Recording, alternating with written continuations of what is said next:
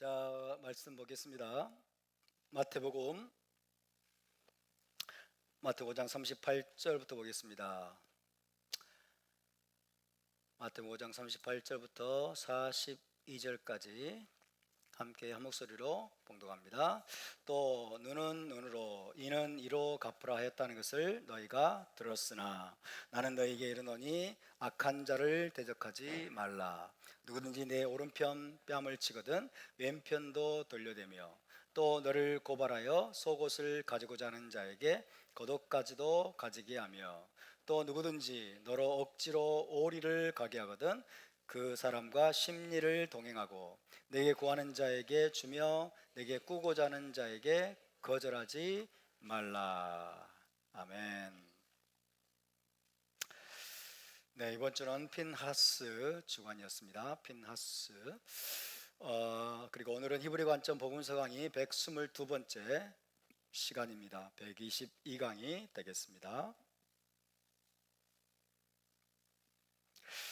지난주에는 산상수훈에서 다섯 가지 반제 중 세 번째 주제를 살펴보았죠. 세 번째 주제는 뭐였습니까? 맹세의 주제입니다. 맹세의 주제에 대해서 살펴보았습니다. 토라는 하나님의 이름으로 맹세하라고 말씀하고 있습니다. 그리고 맹세하거나 서원한 것은 반드시 지켜라 라고 말씀을 하고 있죠. 지키지 못할 것이라면 아예 맹세하지도 말고 서원하지도 말라고 또 말씀합니다. 지난주에 우리는 토라가 반드시 맹세를 해야 한다거나 서원을 해야 한다라고 명령하지 않았음을 알았습니다. 토라는 모든 사람에게 너희는 반드시 맹세를 해라 혹은 서원을 해야 된다라고 명하지 않고 있습니다. 굳이 맹세를 해야 한다면 하나님의 이름으로 맹세를 하되 한번 맹세한 것은 반드시 지키라고 명령하셨을 뿐 너희는 다 반드시 하나님의 이름으로 맹세를 해야 한다라고 명하신 것은 아니란 뜻입니다. 그러면서 맹세나 서원을 하고 지키지 않으면 죄가 되기 때문에 그것이 죄가 되기 때문에 그럴 바에는 아예 맹세도 하지 말고 서원도 하지 않는 편이 낫다라고 타나크는 분명하게 말씀하고 있습니다. 따라서 예수와께서 너희는 도무지 맹세하지 말라고 하신 말씀은 토라와 배치된다 안 된다? 토라와 배치되는 것이 아니다. 토라를 폐한 것이 결코 아니라고 말씀을 드렸습니다. 예수와 당시에는 1세기에는 많은 유대인들이 하나님의 이름으로만 맹세하지 않으면 굳이 자기가 한 맹세에 매이지 않아도 된다라고 생각을 하면서 다른 대상을 빗대어 하는 맹세를 남발했다고 했죠. 예를 들면 하늘로 맹세하노니, 땅으로 맹세하노니, 혹은 성전으로 맹세하고 제단으로 맹세하고 등등 하나님의 이름으로만 맹세하지 않으면 굳이 자기가 한 맹세를 지키지 않아도 된다고 생각하면서 다른 대상을 빗대어 하는 맹세들을 마구 남발했습니다. 그러면서 자기가 한 맹세를 지키지 않음으로써 말에 대한 신뢰가 심각하게 추락한 상태였습니다. 서로의 말을 신뢰할 수 없다면 그 사이는 어떻게 될까요? 그 사이는 쉽게 무너질 가능성이 높죠. 말에 대한 신뢰가 심각하게 추락한 상태였습니다. 그래서 예를 들면 그들은 하늘로도 맹세하고 땅으로도 맹세를 했습니다. 또 예루살렘으로 맹세하기도 하고 성전으로 맹세하기도 했습니다. 제단으로 맹세하거나 제단의 금으로 맹세하기도 했습니다. 또 어떤 경우는 자기의 머리로 맹세하기도 했다고 했죠. 그렇게 맹세를 하면서도 하나님의 이름으로 한 것은 아니기 때문에 그 맹세에 매일 필요는 없어 라고 생각을 한 거죠. 나는 하나님의 이름으로 한 건 아니야. 그런 식으로 생각을 하면서 맹세한 것을 지키지 않는 풍조가 만연되어 있었다는 사실입니다. 예수와는 바로 그런 풍조를 질타하시면서 그 모든 것들은 어떤 식으로든 하나님과 연결되는 것이다. 어떤 식으로든 하나님과 연결되는 것이기 때문에 사실상 하나님의 이름으로 맹세한 것이나 다름없다라고 말씀하셨습니다. 따라서 너희는 하늘로나 땅으로나 맹세하지 말고 예루살렘으로나 성전으로도 맹세하지 말라라고 말씀하셨습니다. 또 제단으로도 맹세하지 말고 제단의 금으로도 맹세하지 말라라고 하셨습니다. 심지어 내 머리로도 맹세하지 말라라고 말씀하셨습니다. 왜 그러셨을까요? 굳이 맹세를 함으로써 자신의 부정직함을 가리고 상대방을 속이려는 악한 의도가 거기에 담겨 있기 때문입니다. 옳은 것은 옳다, 틀린 것은 틀리다 라고 말하면 될 것이지, 굳이 맹세를 하는 것을 보면 너희의 의도가 악하다는 거죠. 그 속에 악한 의도가 이미 숨어 있다는 것을 반증하는 것이라는 주님의 말씀입니다. 그러면서 주님은 결론적으로 뭐라고 하셨습니까? 오직 너희 말은 옳다 옳다, 아니라 아니라 하라. 이에서 지나는 것은 악으로부터 나느니라 라고 말씀하셨습니다. 맞는 것은 맞다고 말하고 틀린 것은 틀렸다고 말하는 것, 예스는 예스라고 말하고 노는 노라고 말하는 것으로 충분하다는 뜻입니다. 그 말씀은 너희의 모든 말의 신뢰성을 맹세와 같은 수준으로 끌어올리라는 의미죠.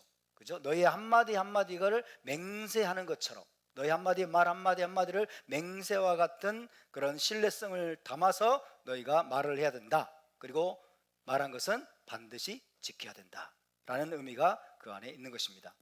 예수와의 제자들인 저와 여러분의 말이 맹세와 같이 되기를 원합니다. 굳이 맹세를 하지 않아도 우리의 말에 마치 맹세가 실려 있는 것처럼 우리의 말의 신뢰성이 높아지기를 원합니다. 저와 여러분의 말에 우리의 온 존재와 전 인격이 여러분 실려야 될 줄로 믿습니다. 그래서 말과 행함에 있어서 서기관과 바리새인보다 더 나은 의를 추구하는 저와 여러분이 되어야 될 줄로 믿습니다. 서기관과 바리새인보다 더 낫지 않으면, 너희 의가 서기관과 바리새인보다 더 낫지 아니하면 결단코 천국에 들어가지 못하리라. 그죠? 맹세를 남발했던 사람들 중에는 서기관과 바리새인들도 있었을 것입니다. 그들은 토라의 의를 추구한다고 하면서 맹세를 마구 남발했어요. 그러나 너희의 의로움은 그들보다 뛰어나야 된다. 그들보다 뛰어나야 된다. 너희는 굳이 맹세하지 말고, 도무지 맹세하지 말고 너희의 말 한마디 한마디를 진실하게 하고 너희의 말의 신뢰성을 높여라. 너희의 말 한마디 한마디가 맹세처럼 되게 하라.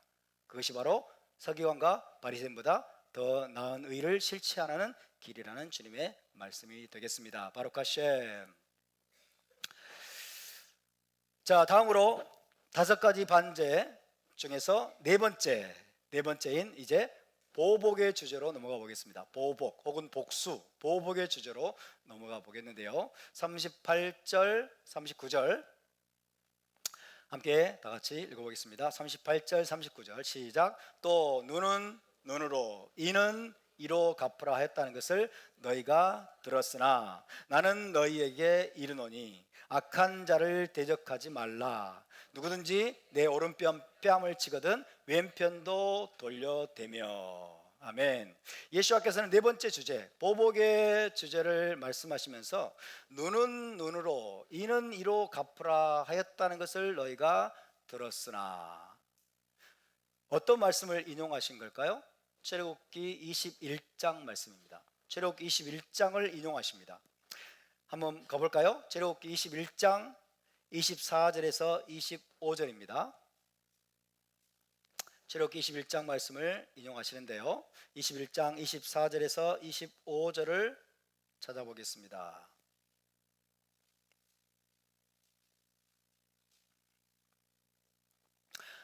자, 시작. 눈은 눈으로, 이는 이로, 손은 손으로, 발은 발로, 된 것은 된 것으로, 상하게 한 것은 상함으로, 때린 것은 때림으로 갚을지니라. 아멘. 눈은 눈, 이는 이. 굉장히 많은 사람들이 입에 거론하는 표현이죠. 눈은 눈으로, 이는 이로, 이렇게 말하죠. 눈은 히브리어로 뭘까요? 아인이죠. 아인. 여기서 아인. 자, 아인입니다. 그래서 눈은 눈으로, 아인 따하트 아인. 여기서 아인 따하트 아인. 이는 이로, 이는 뭘까요? 쉔입니다. 쉔. 여기서 쉔. 쉔. 쉔 따하트 쉔이겠죠. 이렇게 됩니다. 히브리어로 말하면 아인 따하트 아인, 쉔 따하트 쉔. 눈은 눈, 이는 이, 이렇게 되죠. 굉장히 중요한 표현입니다. 자, 이 눈은 눈, 이는 이 말씀은 출애굽기 21장 24절 25절 말씀은 한마디로 말하면 비례성의 원칙이다 이렇게 말해요. 비례성의 원칙.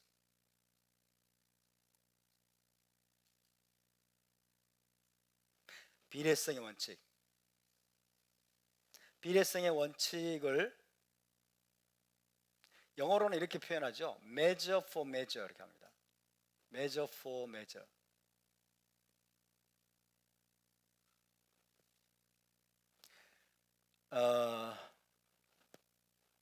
히브리어로는 미다, 켄네게드 미다.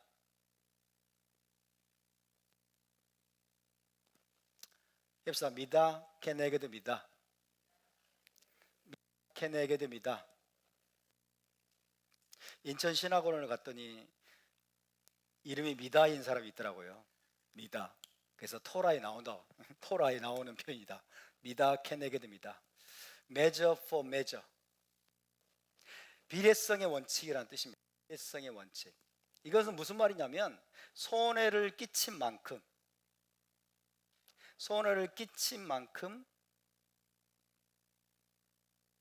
굉장히 이걸 이해를 잘해야 돼요. 손해를 끼친 만큼 보상해 주어야 한다는 원칙입니다. 손해를 끼친 만큼 보상해 주어야 한다는 원칙이죠. 손해는 예를 들어서 1,000만 원어치 손해를 끼쳤어요. 손해를 1,000만 원어치 끼쳤는데 내 돈이 아까우니까 10,000원만 보상을 해준다. 그러면 이건 비례성의 원칙에 맞습니까? 틀립니까? 전혀 맞지 않죠. 그죠? 1,000만 원짜리 시계를 박살내 놓고 10,000원짜리 짝퉁으로 갚아준다. 이건 있을 수 없는 일이죠. 그래서는 안 되기 때문에 하나님께서 말씀하신 것이 뭐냐면 뭐예요? 눈은 눈, 이는 이. 그죠? 아인 따하트 아인, 쉔 따하트 쉔이라는 원칙을 세우신 겁니다. 자, 출애굽기 21장 이 말씀은 누가 한 말씀이죠? 출애굽기 21장 말씀은 누가 하신 말씀이죠? 하나님이 직접 하신 말씀이에요. 그죠? 하나님이 직접 하신 말씀이에요. 눈은 눈, 이는 이. 비례성의 원칙을 하나님이 굳건히 세우신 것입니다. 자, 그런데 예수와는 39절에서 마태복음 5장 39절에서 나는 너희에게 이르노니 그러죠? 눈은 눈, 눈에 자 다시 봅시다. 38절에 보면 눈은 눈으로 이는 이로 갚으라. 누가 하신 말씀이에요?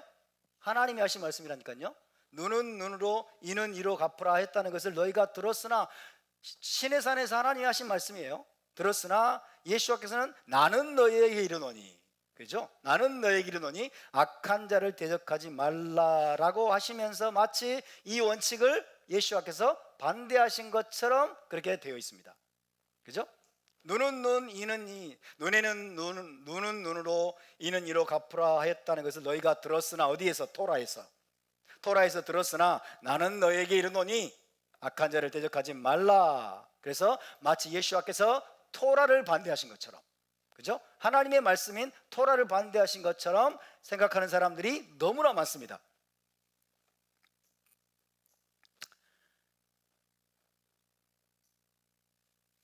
그러면서 뭐라고 말씀했죠? 내 오른편, 자, 악한 자를 대적하지 말라. 누구든지 내 오른편 뺨을 치거든 왼편도 돌려대며. 그것은 뭐냐면, 자, 5장 39절, 마태복음 5장 39절부터 나오는 말씀은 개인적인 보복을 금지하는 말씀이에요. 이게 예수와의 말씀입니다. 개인적인 보복을 금지하는 말씀. 악한 자를 대적하지 말라. 누구든지 내 오른편 뺨을 때리거든 왼쪽 뺨까지 돌려대라.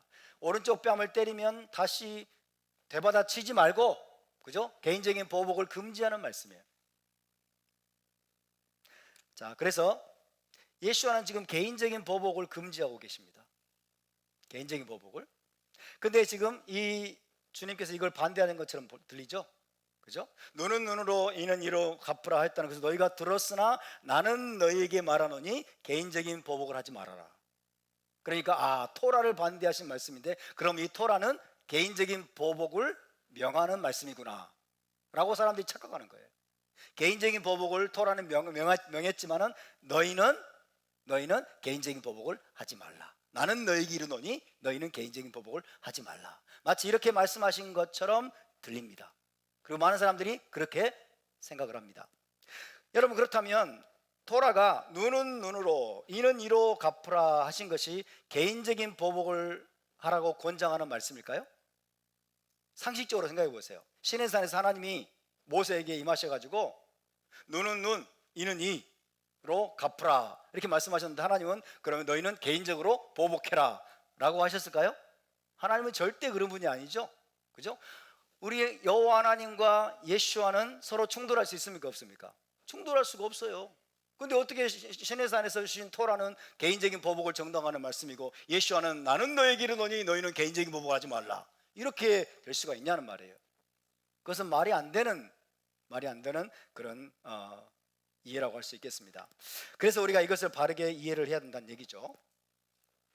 자, 출애굽기 21장 말씀이 눈에는 눈, 이에는 이 말씀이 주어진 맥락과 이 말씀에 대한 유대인들의 해석, 유대적인 해석을 면밀히 고려를 하고서 해석을 해야 됨에도 불구하고 많은 사람들이 눈에는 눈, 이에는 이런 말을 들으면은 마치 무자비한 개인적인 보복을 정당화하는 말처럼 듣죠.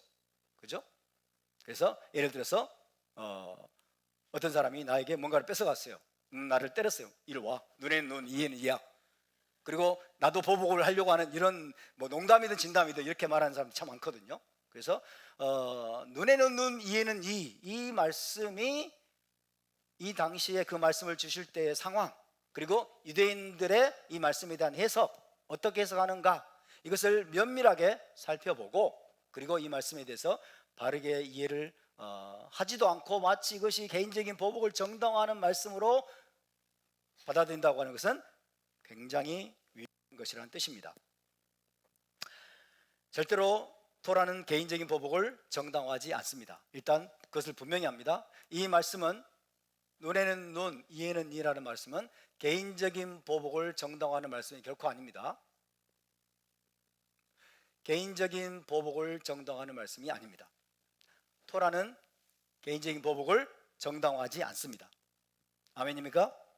자, 출애굽기 21장의 문맥에서 토라가 규정하는 눈에는 눈, 이에는 이 눈에는 눈의 법은 공식적인 법정이 부과하는 보상의 명확한 한계를 설정한 것입니다. 자, 눈에는 눈, 이에는 이는 법정에서 세워야 할 판결의 기준으로 주신 거예요. 판결의 기준. 개인적인 것이 아닙니다. 법정에서 확고히 세워야 될 판결의 기준으로 주신 것이다. 공식적인 법정이 부과해야 될 보상의 명확한 한계를 설정한 것입니다. 눈에는 눈이란 말은 공정하고 공평한 형벌과 보상을 의미하는 히브리적인 표현입니다. 공정하고 공평한 형벌과 보상을 법정은, 재판관들은 명령해야 된다라고 하는 히브리적인 표현입니다. 다시 말하면 토라 법정에서 재판관들이 판결의 기준으로 삼아야 될 공정하고 정의로운 기준을 의미합니다.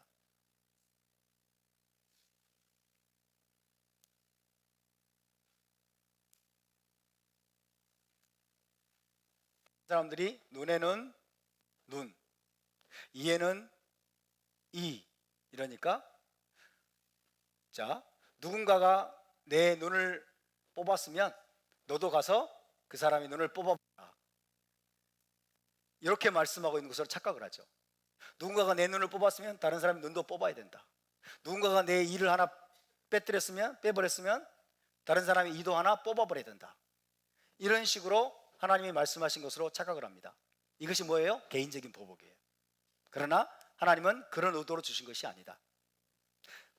어떤 의도로 주신 것이다? 법정에서 재판관들이 판결의 기준으로 삼아야 될 기준, 확고한 기준을 주신 것이다. 예를 들어서 어떤 사람이 눈이 실명이 돼서 왔어요. 눈이 실명이 됐는데 어떤 가해자가 이 사람의 눈을 뭔가를 찔러가지고 오른쪽 눈을 찔러서 실명시켰어요. 그래가지고 이제 이제 재판을 받으려고 왔어요. 재판을 받으려고 왔는데 이 재판관이 판결을 내리는데, 자, 이 눈이 실명이 된 상태에서 이 피해자가 받은 그 피해에 정확히 상응하는 판결을 내려야 되겠죠. 그죠? 여기에 미치지 못하는 판결을 내리면 정의롭습니까? 정의롭지 못합니까? 정의롭지 못한 거예요. 그러니까 눈에는 말은 눈이 피해를 당했으면 거기에 정확하게 상응하는 보상과 형벌을 명령해야 된다, 이런 뜻이에요. 아멘? 법정에서 이루어져야 될 판결의 기준이다. 여기에 미치지 못하면 공정하지 못한 것이고 정의롭지 못한 것이라는 의미가 이 안에 들어있는 것입니다. 그래서 이 눈에는 눈, 이에는 이는 보복, 어떤 사람들이 이제 동해 보복법이라고 해요. 동해 보복법. 동해 보복법이라고 오해하는 사람들인데 이게 아니고, 그죠? 같은 피해로 보복을 해라, 이것을 뜻하는 게 아니고 동해 보상법이에요. 이겁니다. 동해 보복법은 피해자가 동일한 피해로 보복을 해라 라는 뜻이고, 동해 보상법으로 이해를 한다면 이거는 가해자가, 그죠? 같은 피해, 동일한 피해만큼의 보상을 해줘라, 이런 뜻입니다. 동일한 피해만큼의 보상을 해줘라. 그래서 가해자에게 동해 보상을 명령하는 법이다 라는 뜻입니다. 그래서 동해 보복법을 이해하는 것은 잘못된 것이고, 이거는 개인적인 보복을 정당화하는 것이기 때문에 동해 보복법이 아니라 동해 보상법으로 이해를 해야 된다. 아멘입니까? 그럼 동해 보상법은 누가 명령을 내린다고? 재판관들이 법정에서 판결을 내리는 기준으로 사용해야 된다. 무엇을? 눈에는 눈, 이에는 이. 아멘입니까? 1,000만 원어치의 어떤 피해자가 피해를 입었으면 가해자에게 재판관이 얼마큼의 피해 보상을 명령해야 될까요? 1,000만 원의 피해 보상을 명령해야 돼요. 이해되시죠? 그게 눈에는 눈이에요. 1,000만 원의 피해 보상을 해줄 것을 명령해야 돼요. 단순히 1,000만 원도 아니에요. 더 해줘야 돼. 왜? 정신적인 피해도 있기 때문에. 정신적인 피해까지 고려해서 여러분 피해를 명령을 해야 된다. 바로 그런 뜻입니다.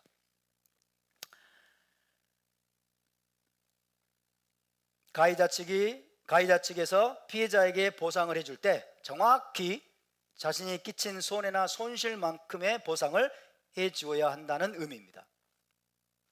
그렇기 때문에 이스라엘의 법정은 실제로 가해자의 눈을 뽑아버려라 라거나 혹은 가해자의 이를 빼버려라 라고 판결한 적이 있을까요, 없을까요? 판결한 적이 없습니다. 그죠? 그러니까 눈에는 눈, 이에는 이는, 이거는 관용 표현이라는 뜻이에요. 문자적으로 해석하면 안 된다는 뜻이에요. 그죠? 어떤 관용 표현이에요? 비례성의 원칙, 재판의 기준, 판결의 기준으로 삼아야 되는 비례성의 원칙을 이야기해주는, 의미하는 관용 표현이다. 히브리적인 관용 표현이라는 뜻이에요. 눈을 상하게 하는 사람이 눈을 뽑아버리고, 이를 빼뜨린 자는 이를 또 뽑아버리고, 이렇게 판결을 하면 안 된다는 뜻이에요. 만약 그렇게 판결하면 여러분 다 병신들만 있겠죠.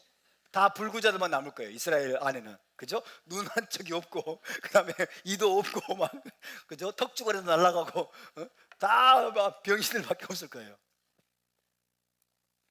이 법을 왜곡한 자들이 바로 이슬람이에요. 이 법을 왜곡해가지고 이슬람이 지금 뭐예요? 손가락 잘라버리죠. 도저히 손가락 잘라버리고 막 온갖 전 만행을 저질러요.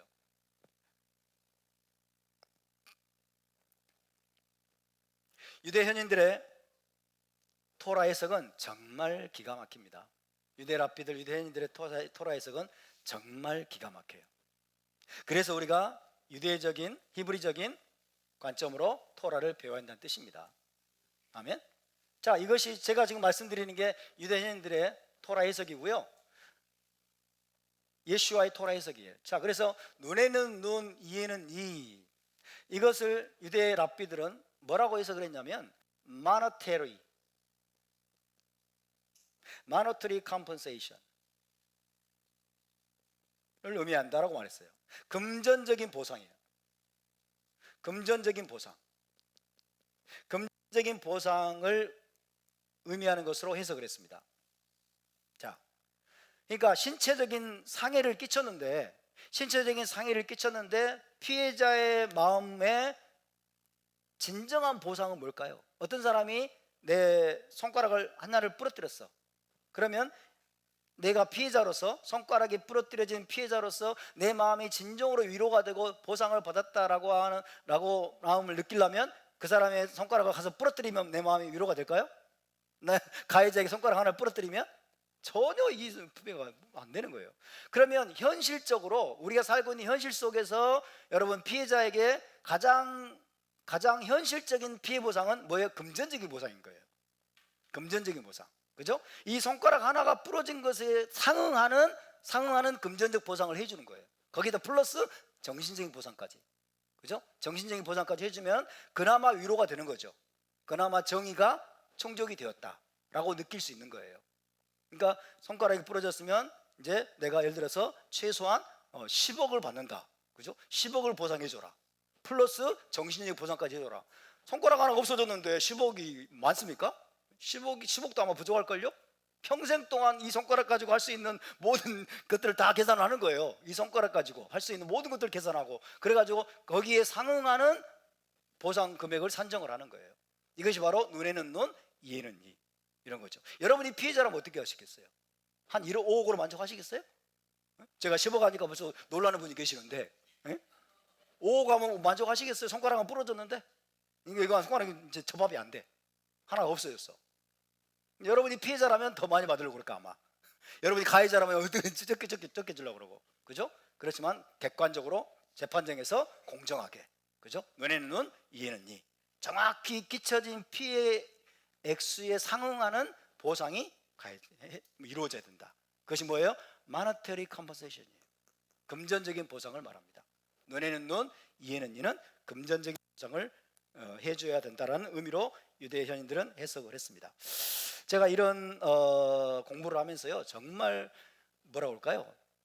소름이 끼칠 정도의 그 어떤 감동을 느꼈어요.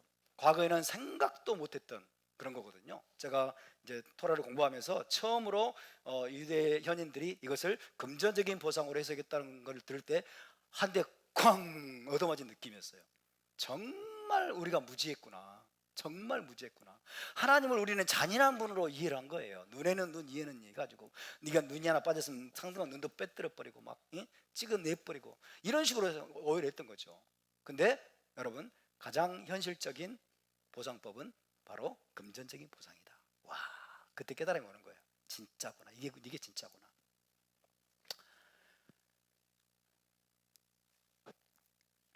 물론 금전적인 보상으로 안 되는 더 심각한 그런 경우도 있죠. 어떤 경우입니까? 네? 살인이죠, 살인. 사람을 죽인 자는 하나님 뭐라고 그랬어요? 반드시 죽여라고 그랬죠. 그게 뭐예요? 눈에는 눈이에요. 그죠? 사람을 죽인 자는 반드시 죽일지니라. 그러니까 사람의 생명을 빼앗은 자는 그 사람의 생명도 뺏는 것이 뭐예요? 이게 눈에는 눈, 이에는 비례성의 원칙인 거예요. 그래서 재판정에서는 반드시 사형을 선고해야 돼요. 아멘? 지금 우리나라 어떻습니까? 사형 선고가 없죠. 사형 선고가 과거에 내려진 자도 사형 집행을 안 해요. 이건 비례성 원칙이 심각하게 무너진 거예요. 정의가 무너진 거죠. 정의가. 그러면 여러분 예를 들어서 누구죠? 거기 살인자 누굽니까? 윤영철? 아니다.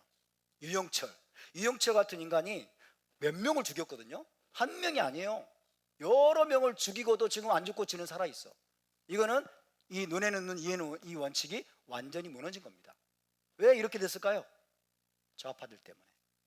전 세계 좌파들이 여러분 살인자들의 인권을 운운한단 말이에요. 살인자도 인권이 있다고 하면서 어떻게 사람의 생명을 끝장낼 수 있느냐 이런 말도 안 되는 궤변을 늘어나요. 그러면 그 사람 죽은 사람은 그 사람에 의해서 죽은 사람은 얼마나 억울하겠어요. 그죠? 그 가족들 얼마나 억울하겠어요. 그래서 여러분 토라가 바로 가장 정의로운 여러분 형벌 원칙을 세우고 있음을 믿으시기 바랍니다. 토라대로 하는 게 최고의 원칙이에요. 최고의 정의입니다. 왜? 하나님은 가장 정의로운 분이기 때문에 그렇습니다. 살인자는 반드시 죽이는 것이, 사형을 선고하는 것이 토라의 원칙인 것이에요. 그래서 이스라엘의 법정은 가해자가 피해자에게 끼친 피해와 손해를 정확히 조사를 합니다. 정확히 조사를 한 다음에 그에 정확히 상응하는 금전적인 보상을 해주라고 판결을 했습니다. 내 치아 한 개가 누군가에게서 뽑혔다고 해서 상대방의 치아를 뽑아버리면 결코 속이 후련하지 않다는 거예요. 그걸로 정의가 충족되지 않다는 것입니다. 하지만 가해자가 내 치아 한 개를 뽑았을 경우에 정확히 치아 한 개에 해당하는 비용 플러스 정신적인 피해 보상금까지 산정을 해서 여러분 보상을 하게 하면 그나마 이것이 뭐예요? 공정한 이제 피해 보상이 된다는 겁니다. 그래서 정의가 충족이 된다는 것을 토라는 말씀해 주고 있습니다. 그래서 정리를 해보면 토라에서 눈에는 눈이라고 규정된 법은 개인적인 보복을 정당화하는 법이 결코 아닙니다. 동의 보복법이 결코 아니에요. 눈에는 눈이라는 법은 정확히 저질러진 범죄에 상응하는 판결을 내려야 한다는 뜻입니다. 어디에서? 재판정에서, 법정에서 세워야 될 판결의 기준으로 주신 것입니다. 재판관들이 이 원칙을 어기지 말고, 재판관들이 좌로나 우로나 치우치지 말고 이 원칙을 반드시 굳건히 세워야 정의로운 나라, 공정한 나라가 될 수 있다는 의미를 담고 있습니다. 그리고 반면에 토라는 개인적인 보복을 엄격히 금지합니다. 개인적인 보복을 토라는 한 번도 정당화해 본 적이 없습니다.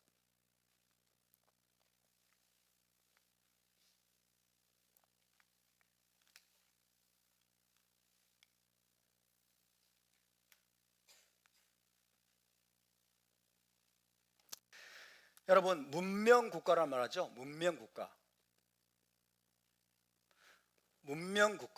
야만 국가가 아닌 문명국가가 되려면 어떻게 될까요? 어떤 나라가 문명국가일까요? 야만이 아니고 문명국가일까요? 문명국가라고 하는 것은 법치 국가가 문명국가예요. 그죠? 법치는 rule of law예요. rule of law. 법이 지배하고 통치하는, 법으로 다스려지는 나라. 그죠? 공정하고 정의로운 법이 통치하는 나라. 이 나라가 바로 이스라엘입니다.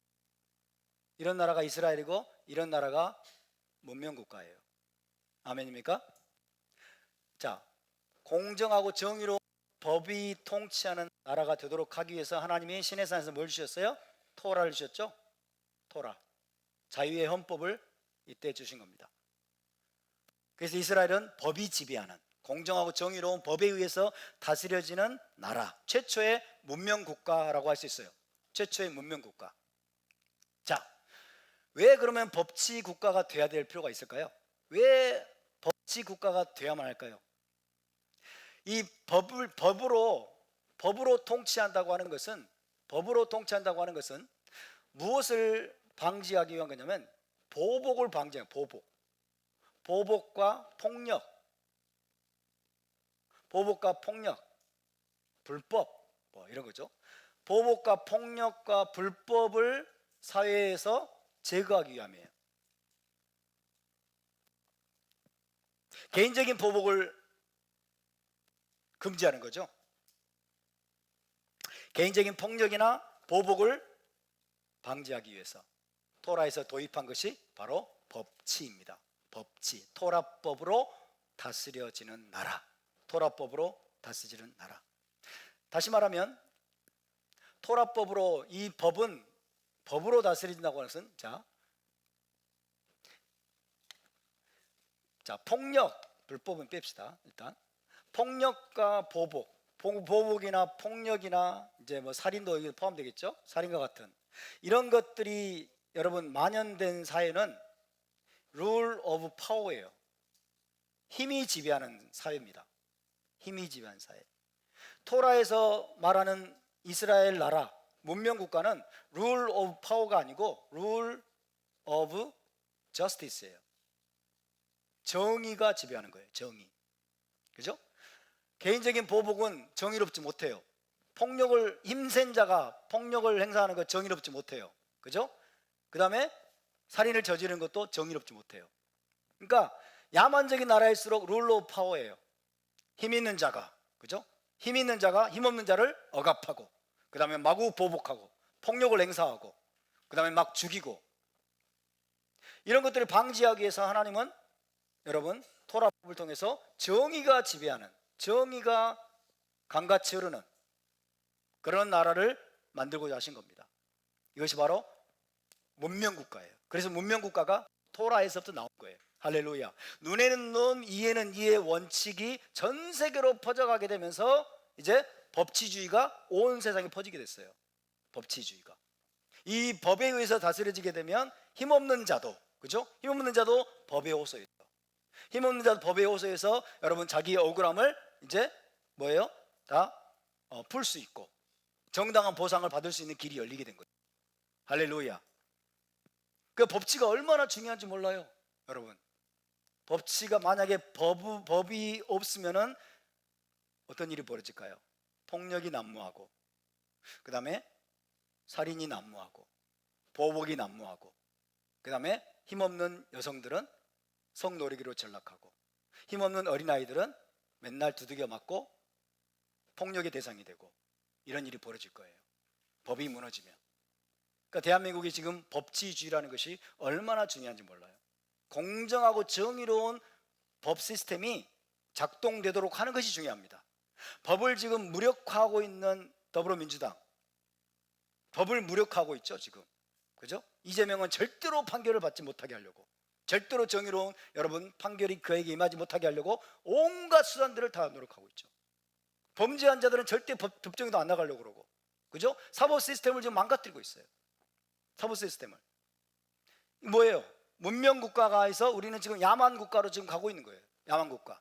그걸 막지 못하면 이 대한민국 시스템 안에 있는 여러분 지식인들과 리더들과 국민들이 이걸 막지 못하면, 이 야만 국가로 퇴행하는 것을 막지 못하면 여러분 대한민국은 이제 무너지는 겁니다. 북한보다 못한 나라로 무너지게 돼 있어요. 중국보다 못한 나라로 무너져 있어요. 북한의 특징은 뭡니까? 힘의 지배죠. 모든 권력과 힘을 김정은이가 독차지하고 있어요. 중국은 모든 권력과 힘을 누가 독차지하고 있어요? 시진핑이 독차지하고 있어요. 자기 마음에 안 들면 지도도 없이 다 죽여버려요. 다 사라지게 말해요. 자기 권력에 자기한테 도전하는 자는 누구든지 여러분 다 제거해버리죠. 이게 힘의 지배예요. 힘의 지배인 나라들은 야만 국가입니다. 그리고 그 힘을 독차지한 자가 바로 신적인 위치를 차지하고 있는 거예요. 대한민국은 법이 지배하는 나라입니다. 할렐루야. 정의로운, 공정하고 정의로운 법이 지배하는 나라로 지금까지 지탱해 왔는데 지금 심각하게 지금 법적인 정의가 무너지고 있어요. 법적인 정의가. 우리가 지켜야 됩니다. 모든 국민들 한 사람 한 사람이 깨어나야 될 줄로 믿습니다. 빨리 이재명을 단죄하고, 빨리 문재인을 단죄하고, 빨리 더불어민주당의 그 범죄자들을 단죄해서 법의 정의로운 심판을 받게 하는 것이 이 나라를 살리는 길입니다. 이 나라가 문명국가로서 자유로운 나라로서의 위상을 다시 회복할 수 있는 길임을 믿으시기 바랍니다. 할렐루야. 그러면 대한민국이 어떻게 이렇게 문명국가가 됐습니까? 어떻게 법치국가가 될 수 있었습니까? 토라에서 여러분 하나님의 말씀에서부터 여러분 이것이 시작됐음을 믿으시기 바랍니다.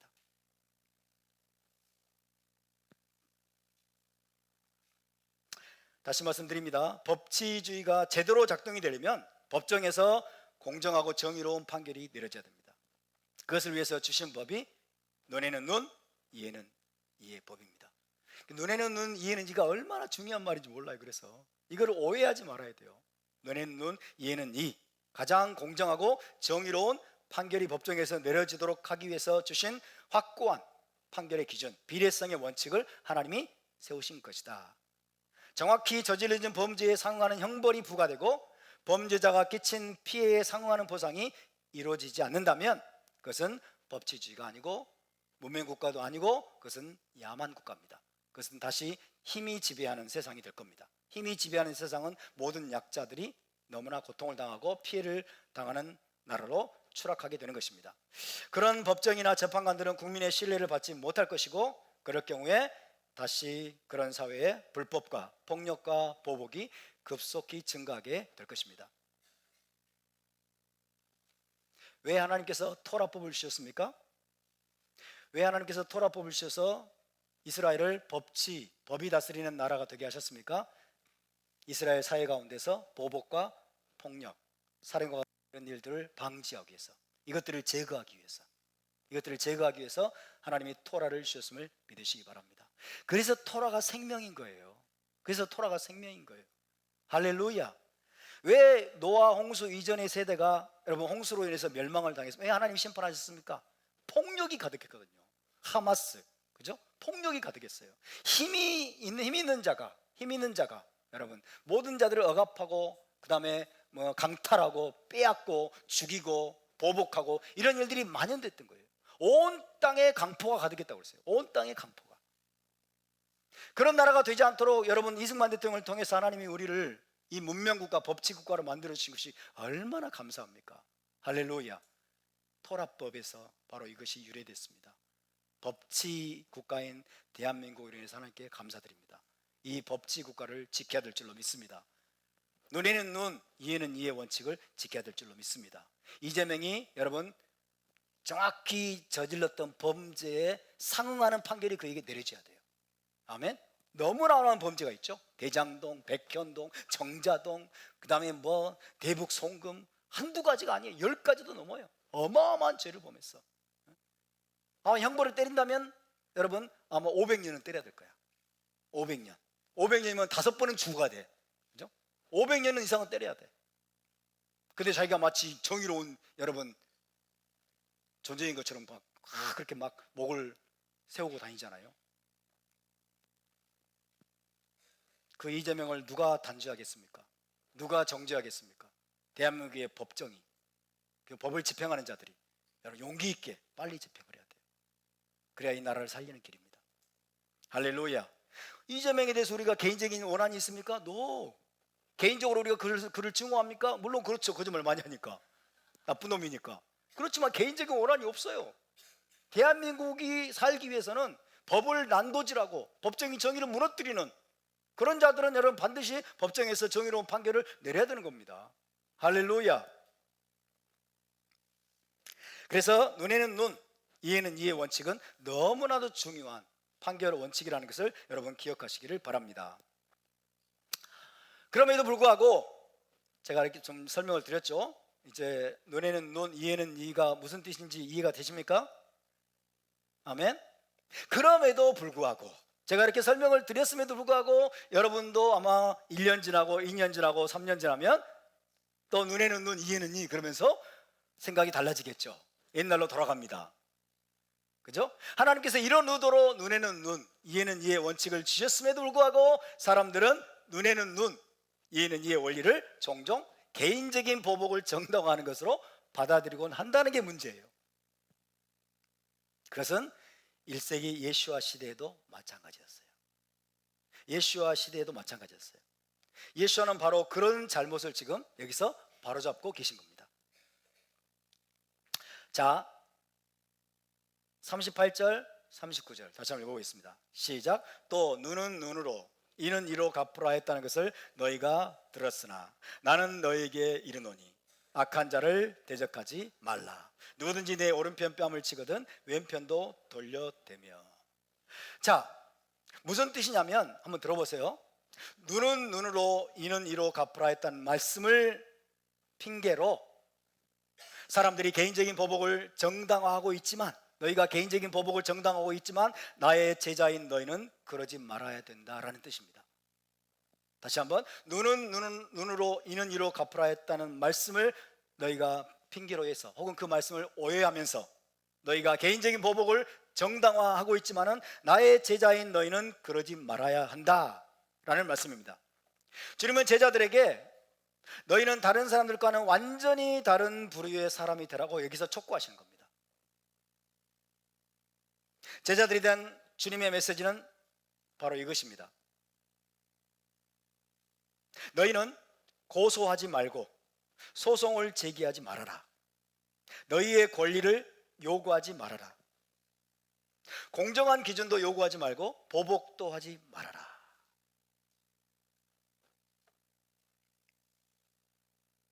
예수와의 메시지가 굉장히 수준이 높습니다.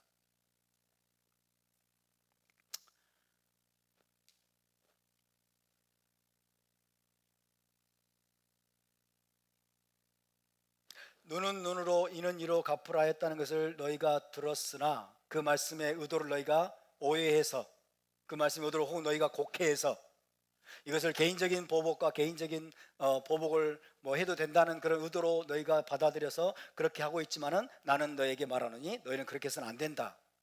지금 주님이 이걸 말씀하고 있어요. 그러면서 너희는 고소하지 말고 소송을 제기하지 말아라. 너희의 권리를 요구하지 말아라. 공정한 기준도 너희는 요구하지 말고 보복도 하지 말아라.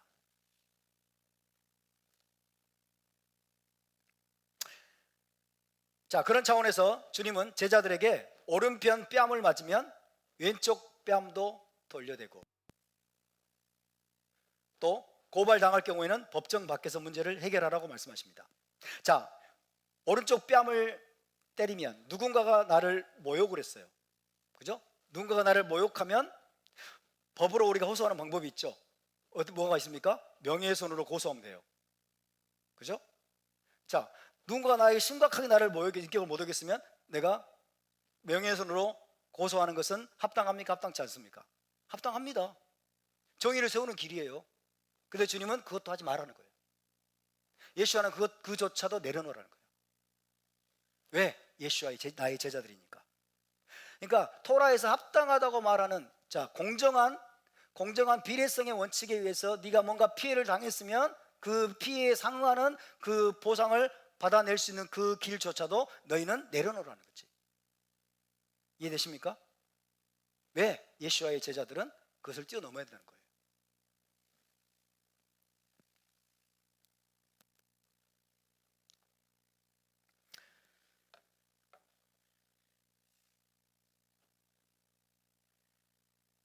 오른쪽 뺨을 맞으면 왼쪽 뺨도 돌려대고 고발을 당할 경우에 법정 밖에서 문제를 해결하라고 말씀하십니다. 그리고 요청받은 것보다 더 멀리까지 동행을 해 주어라. 오리를 가자고 하면 심리까지 동행을 해 주어라 라고도 말씀하셨습니다. 이런 것들은 마음속에 원한이나 악감정을 품지 말라는 거예요. 일단 오른쪽 뺨을 얻어맞았다고 해서 마음속에 원한, 악감정을 품고서 보복하려는 그런 마음을 일절 품지 말고 기꺼이 먼저 용서하라는 우리 주님의 가르침을 실천하는 몇 가지 신뢰드립니다. 마태복음 6장 14절을 보면요, 예수께서 이렇게 말씀하셨죠. 너희가 사람의 잘못을 용서하면 너희 하늘 아버지께서도 너희 잘못을 용서하시리라 라고 말씀하셨어요.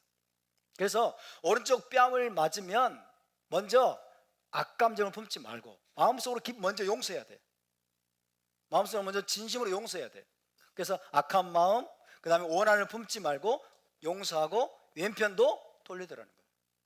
왼편도 돌려대어라. 가능할까요? 오른쪽 뺨을 얻어맞았는데 어떻게 왼편 뺨까지 돌려댈 수가 있을까요? 고소 고발을 통해서 속옷 같은 물건을 빼앗으려는 사람에게 어떻게 고독까지 가지라고 내줄 수 있을까요? 고독까지? 속옷을 가지고자 하는 자는, 소송을 걸어가지고 속옷을 빼앗으려고 하는 자에게 고독까지 내주어라. 굳이 법정으로 가지 말고. 주님은 그렇게 말씀하세요. 억지로 오리를 가게 하려고 하는 사람에게는 심리까지 동행을 해주어라. 오리는 약 2kg죠. 2kg를 억지로 동행하게 하려는 사람에게는 4kg를 가져오라. 가능합니까? 정말 인간적인 관점에서는 전혀 불가능해 보이죠. 하지만 예수와의 제자들은 이것이 가능한 자들입니다. 가능해야 됩니다. 아멘. 왜? 이것이 서기관과 바리새인보다 더 나은 의예요.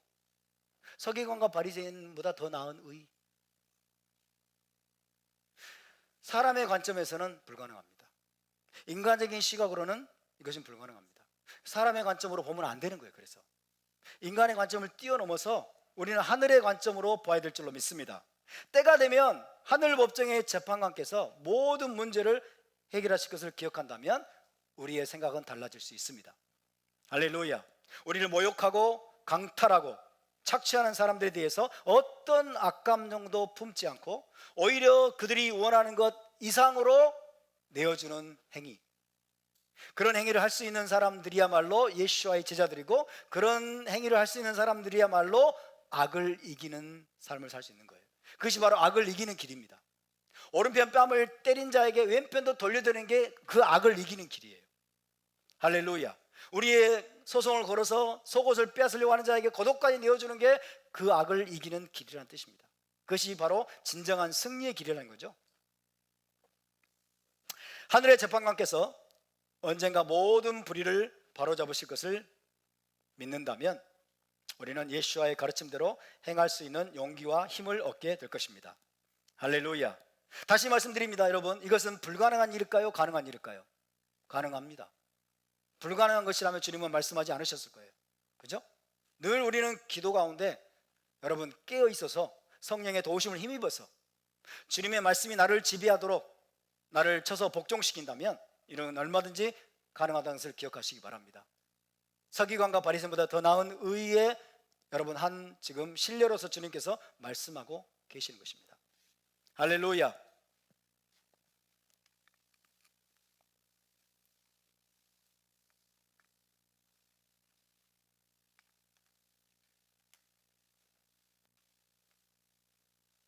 도저히 불가능할 것 같으니까 지금 분위기가 심각해졌어요. 분위기가 심각해졌어. 자, 그렇지만 여러분, 보복하지 말라, 개인적인 보복을 지금 하지 말라는 것인데요, 보복하지 말라는 예수와의 지금 이 가르침은 사법제도적인 차원으로 확장되는 것은 결코 아닙니다. 자, 보복하지 말라, 오른쪽 뺨을 때리는 자에게 너도 한 대 때려줘라 라고 말씀하지 않으셨죠? 이것이 보복하지 말라는 말씀은 사법제도적인 차원으로까지 확장되는 것은 아니다. 사법제도를 무력화시키는 것이 아니라는 사실을 우리가 기억해야 됩니다. 개인적인 보복을 주님은 금지하셨지만 사법제도를 그런 잣대로 사법제도를 무력화해서는 안 된다는 뜻입니다. 다시 말하면 주님은 재판관들에게, 그죠? 재판관들에게 자비를 위해서 정의를 내려놓으라 라고 요구하시지 않아요. 재판관들에게 극악무도한 여러분 범죄자에 대해서 자비를 베푸는 판결을 해라 라고 말하지 않아요. 이해되시죠? 또 정부에게 독재자들과 대적들을 향해서 평화주의나 유화정책을 채택하라고 요구하지도 않으십니다. 말이 안 되는 거죠. 그래서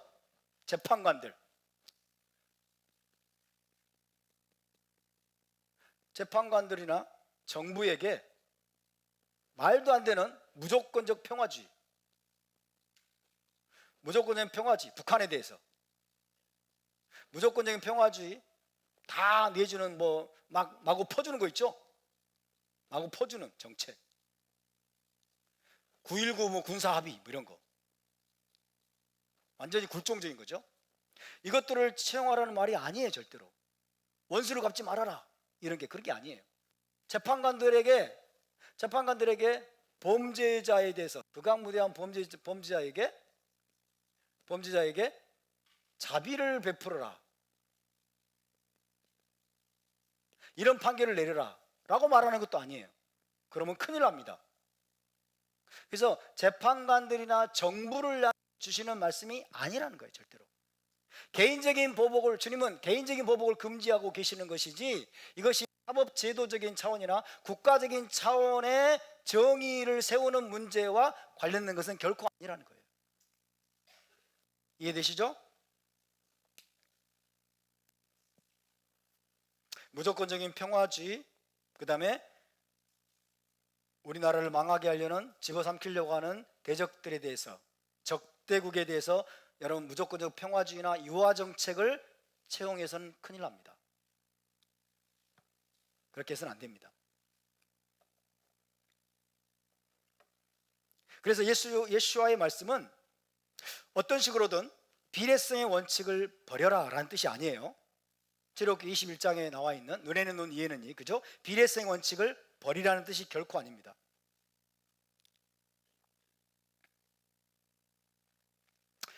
자, 그에 대해서 메시아닉 랍비 리텐슈타인은 이렇게 설명했습니다. 메시아닉 랍비가 설명을 했는데요, 이런 설명입니다. 예수와의 가르침은 오직 법정만이 범죄자들에 대해 보복을 가할 권리를 갖는다는 것이다. 보복의 권리. 개인이 있습니다. 개인. 그 다음에 법정이 있습니다. 토라 법정, 정의로운 법정. 개인은 보복의 권리가 없어요. 보복하면 안 돼요. 법정은 보복할 수 있어요. 어떻게? 정의로운 판결로. 정의로운 판결을 가지고 보복을 합니다. 보복이라는 말은 무슨 뜻입니까? 억울함을 푸는 거죠. 억울함을 풀어서 정의를 맞추는 게 보복이잖아요. 그죠? 내가 피해를 당한 것에 대해서 정확하게 상대방에게 가함으로써 정의를 균형을 맞추는 거죠. 이게 보복이죠. 개인들은 그것이 금지되어 있어요. 그런데 법정에서는 바로 보복의 권리가 법정에만 제한된 거예요. 정의로운 판결을 딱 내릴 때 이제 보복이 이루어지는 거예요. 그다음에 정의가 충족되는 거예요. 이해되시죠? 그러니까 예수와의 가르침은 보복이라고 하는 것은 눈에는 눈 이에는 이, 보복이라고 하는 것은 정의로운 법정으로 제한된 것이지 너희가 해야 될 일이 아니란 뜻이에요. 너희는 개인적으로 보복하지 말라고 말씀해요. 심지어 너희가 마땅히 취할 수 있는 권리도 내려놓으라는 거예요. 이것이 우리 주님께서 하시는 말씀이에요. 다시 읽어드립니다. 예수와의 가르침은 오직 법정만이 범죄자들에 대해 보복을 가할 권리를 갖는다는 것이다. 왜냐하면 토라에서 눈에는 눈이 언급된 구절의 맥락을 보면 공동체에 관해 말씀하는 내용이에요. 공동체에 어떻게 정의를 세우고 어떻게 정의를 충족할 것인가에 관한 말씀인데, 그것은 곧 법정을 의미하기 때문이다. 법정. 출애굽기 21장 22절 역시 재판관들에 대해 언급하지만 자기 자신의 보복을 원하는 개인에 대해서는 언급하지 않고 있다. 재판관들이 정의로운 판결을 통해서 보복을 성취합니다. 보복이 이루어지게 합니다. 그러나 개인들에게는 엄격하게 보복이 금지되어 있어요. 엄격하게.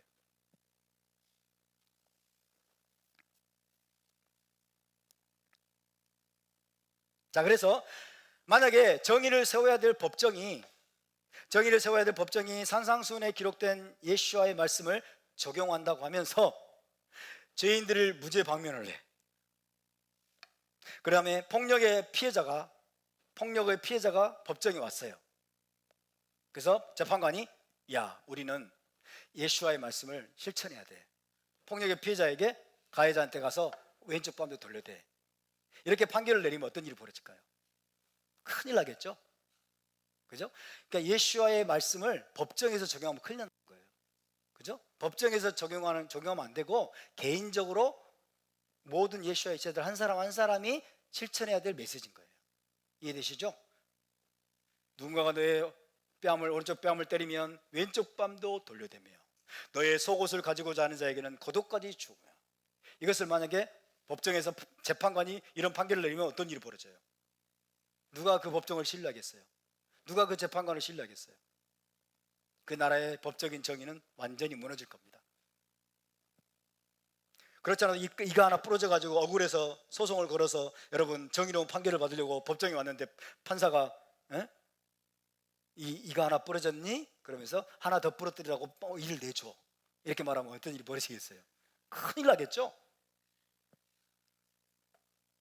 이 하나 가지고 되겠니? 하나 더 부러뜨리라고 내줘라고.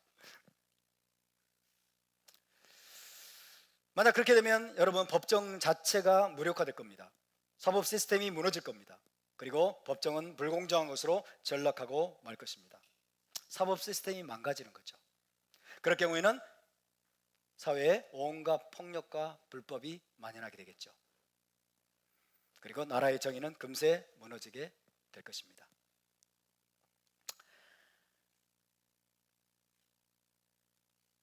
또 마찬가지로 평화주의자들이 있어요. 평화주의자들. 평화주의자들을 어떤 사람을 평화주의자라고 합니까? 평화주의자. 평화주의자 전쟁 반대론자들이에요. 전쟁 반대론자들. 이런 사람들은 비폭력주의자들이에요. 제가 지금 여러분에게 설명드리는 이것들을 정확하게 분별을 못하면요, 이들의 궤변에 우리가 속아 넘어가요. 아니, 성경에는 오른쪽 뺨을 때리면 왼쪽 뺨을 때리라고 주님 말씀하셨어. 속옷을 갖고 다니는 겉옷까지 내주라고 말씀했어. 원수 갚지 말라고 말씀했어. 근데 왜 전쟁을 하려고 그래? 그죠? 북한하고 평화해야지. 평화가 정의다, 이런 말이에요. 평화가 정의다. 그래서 막 이제 군대를 해산하고, 그죠? 그 다음에 대한민국에 막 문재인 정권 때 4개 사단인가 막 해체해버렸어요. 해체해버리고 원전도 막 탈원전하고, 그 다음에 막 휴전선을 무너뜨려. 평화하자고 그러면서. 이게 뭐예요? 평화주의예요. 적국과 평화하자는 평화주의자들. 전쟁은 안 돼. 절대 전쟁은 안 된다. 전쟁 반대론자들, 비폭력주의자들. 이런 자들은 이 예수의 말씀을 슬쩍 끌고 들어와가지고 악한 자를 대적하지 말라고 했고, 오른쪽 뺨을 때린 자에게 왼쪽 뺨을 대라고 그랬고, 주님은 폭력을 반대하셨어. 주님은 평화주의자셨어. 이렇게 하는 거예요. 이게 뭐예요? 개인적인 보복을 금지하는 말씀을 지금 국가적인 차원으로 끌고 가는 거예요. 그죠? 개인적인 보복을 주님께서 지금 금지하고 계시고 그 말씀을 하고 계시는데, 이들은 지금 국가의 사법 시스템, 정부적인 차원으로 이걸 끌고 가는 거예요. 그 헷갈리게 만드는 거죠. 그죠? 그들의 말에 속아 넘어가면 어떤 일이 벌어질까요? 북한에게 대한민국이 먹히는 결과를 초래합니다. 나중에 먹히게 돼 있어요.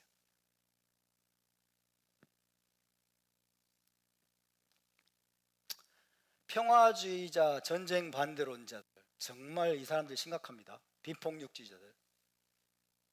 자, 여러분, 북한은 늑대라고 우리가 비유를 해본다면, 남한은 양이에요. 양. 늑대와 양 사이에 무조건적 평화가 가능합니까? 우리는 비폭력 무장으로 여러분 평화롭게 살 수 있습니까? 늑대는 여러분 양을 잡아먹는데 모든 초점이 맞춰져 있는데 말도 안 되는 소리를 하는 거예요. 휴전선을 무너뜨리면 평화가 올 거야. 무장을 다 해제해버리면 평화가 올 거야. 탈원전도 하지 말고 핵무기도 만들 생각도 하지 말고, 그죠? 북한의 선의를 믿어주면서 북한이 막 대한민국 공격 안 할 거야 그러면서 막 뭐 평화적인 그런 말들을 하죠. 그걸 그대로 믿어줘. 그러면 평화가 올 거야. 그래서 문재인 정권들은 한 번도 전쟁이 없었어, 그런 말을 하는 거예요. 이런 자들을 멍텅구리라고 말하는 거죠. 멍텅구리. 바보 멍충이가 아니면 사기꾼이라고 말하는 거죠. 그리고 좀 더 정확히 말하면 반역자들이 이런 말을 합니다. 그죠? 적국과 내통하는 간첩들이 바로 이런 말을 하는 거예요. 정상적인 사고를 하는 사람들을 가스라이팅 하는 거죠. 그런 말들에 절대로 여러분 속아 넘어가면 안 될 줄로 믿습니다. 아멘. 정부적인 차원에서, 국가적인 차원에서는 peace through strength예요. 그죠? 힘을 통해서 평화를 지키는 겁니다. 국가의 여러분 전쟁 능력을 향상시킴으로써, 고도화함으로써 적국에서 먹히지 않을 수 있는 힘을 기르고 평화를 여러분 지켜낼 수가 있는 것입니다. 할렐루야. 지난 70년 동안 강력한 힘을 가진 미군이 대한민국에 주둔했기 때문에 여러분 이 대한민국이 북한에게 잡아먹히지 않고 평화를 지킬 수 있었음을 믿으시기 바랍니다. 온갖 궤변, 좌파들의 온갖 궤변에 우리가 속아 넘어가면 안 된다는 뜻입니다.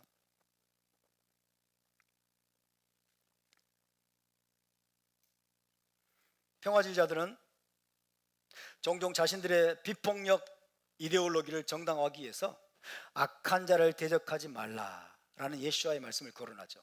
예수와께서 악한 자를 대적하지 말라고 하셨어. 참 그럴싸하죠? 악한 자를 대적하지 말라고 하셨어. 그래서 북한을 대적하면 안 돼. 북한을 대적하지 말고 자꾸 퍼줘야 돼. 그죠? 쌀도 퍼주고 돈도 퍼주고 막 퍼주고 막 달래줘. 유화정책을 써야 돼. 그러면 북한이 우리를 잘 봐줄 거야. 그러면 진짜 평화가 올 거야. 아무리 비굴한 평화라도 전쟁보다 낫다. 이게 누가 한 말일까요? 이재명이 한 말이에요. 문재인이 한 말입니다. 또 아무리 비굴한 평화라도 전쟁보다 낫다. 여러분, 비굴한 평화를 선택하시겠습니까? 전쟁을 선택하시겠습니까? 저는 전쟁을 선택하겠습니다. 전쟁을 선택해서 정복해야죠. 전쟁을 선택해서 북한을, 여러분, 김정은 정권을 무너뜨려야 대한민국에 진짜 평화가 오는 거예요. 아멘? 아무리 비굴한 평화라도 전쟁보다 낫대요. 그럼 왜 이완용을 욕하죠? 이완용을 왜 욕해? 이완용은 비굴한, 여러분, 평화를 얻기 위해서 나라를 팔아먹었다고 그러잖아요. 그들이. 저는 이완용이 팔아먹었다고 생각하지 않지만 고종이 팔아먹은 거예요. 그죠? 비굴한 평화를 얻기 위해서 나라를 팔아먹었어요. 그럼 비굴한 평화가 전쟁보다 낫다며. 일본하고 전쟁 안 해가지고 비굴한 평화를 얻으려고 여러분 나라를 팔아먹은 고종이든 뭐 이완용이든 칭송해야지. 그 논리가 맞다면. 웃기는 소리죠. 악한 자를 대적하지 말라. 그래서 비폭력, 평화주의를 우리는 추구해야 된다 라고 말하는 자들의 궤변에 우리가 속아 넘어가면 안 됩니다. 악한 자를 대적하지 말라는 말씀이 무슨 뜻일까요? 자, 38절에 39절에 나는 너에게 이르노니 악한 자를 대적하지 말라. 여기서 악한 자는 북한을 말하는 것일까요? 아니면 러시아를 말하는 것일까요? 중공을 말하는 것일까요? 그렇지 않습니다. 악한 자를 대적하지 말라는 예수와의 말씀은 무슨 뜻인가 다음 주에 나누겠습니다. 시간이 많이 지났기 때문에